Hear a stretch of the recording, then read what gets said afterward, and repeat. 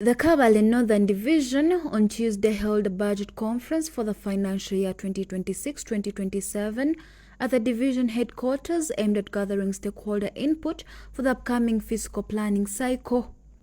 While addressing the conference, Northern Division LC3 chairperson Isaac Muchunguzi Rushoga emphasized the importance of stakeholder management in shaping a responsive and inclusive budget. He noted that the views collected will be incorporated into the draft budget, which will later be scrutinized by various committees before being presented to the full council for approval. Budget conference y'umwaka gw'esete 2026-2027 umwaka ogw'esete. Budget conference niki? Budget conference n'ekikungano ekituleeta abantu bitu ba Northern Division, councillors, technical staff, twete LC1s, LC2s, ba opinion leaders, religious leaders, abanyadini, bona na councillors 4, 5, n'abantu bona abarabali interested ninga bino mu mweto kuja Northern Division kuja ngo tubagabage batuletere ebizibu embera eri hacharo obane nkuto obane mirindi ekibalenda ngo division ebakolere ekiturasa kweta priority areas for development kuja tubite mu budget zitu then tugume turakoraho pora paka tumazire ubwiro bubarabatuhire. So ekigendererwa no kureba batuletera emyanya ekishemereye kuba turataho esira mu rwego mwaka gw'esete 2026-2027. Mr. Rushoga highlighted key sectors such as education and health, where the division continues to face significant challenges. He acknowledged the division's ongoing commitment to providing primary living examination PLE support to all schools, both government and private. However, he pointed out persistent issues in government schools, including a shortage of instructional materials like textbooks, inadequate staffing, and a lack of teachers' housing. On the health front, Mr. Rushoga cited limited funding as a major constraint, particularly in the implementation of environmental health activities. He also pointed out the lack of transport means for health officers during field operations. The chairperson also touched on issues affecting security and local revenue collection.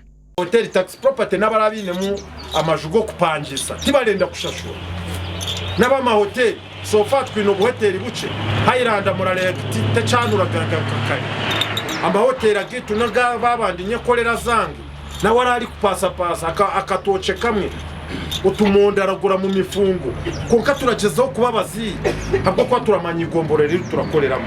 Delay of as any challenges, delay in remittance of advance share of local revenue by central government. Nande nabagambire sete kuturashoroza twasita mu central government hati ni system ayibargaza kwa approvingira kunu abakuri nabo bakaprovinga hotera shangeri kuba twine kufite makanyasi twine amashanyarazi twine amizi twine abakozi twine kansarazi nebindi.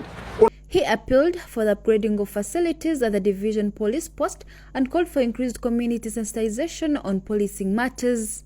Despite these challenges, Rushoga highlighted several achievements from previous financial year, including improvements to various roads within the ward, increased tax revenue collection, and the successful operationalization of Rutuma Health Center 3. Kamuhombe ejoyona nitamakali honde bitaro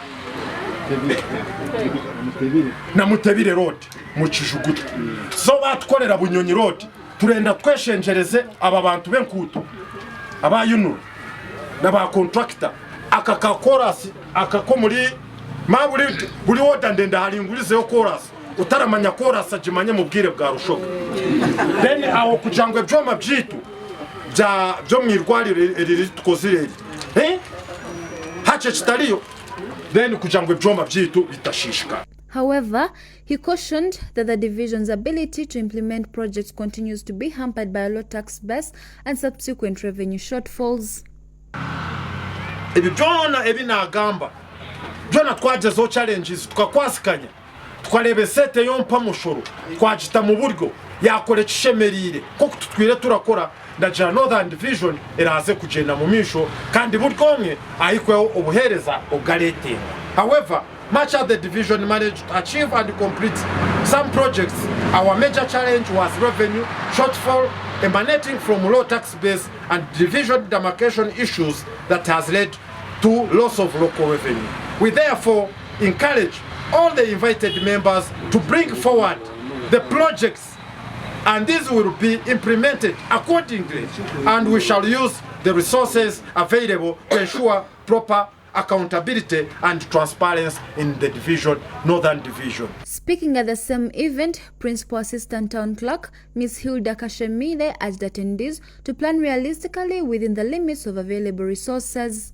Ms. Kashemire also called on local leaders to be vigilant and frequently visit their respective areas.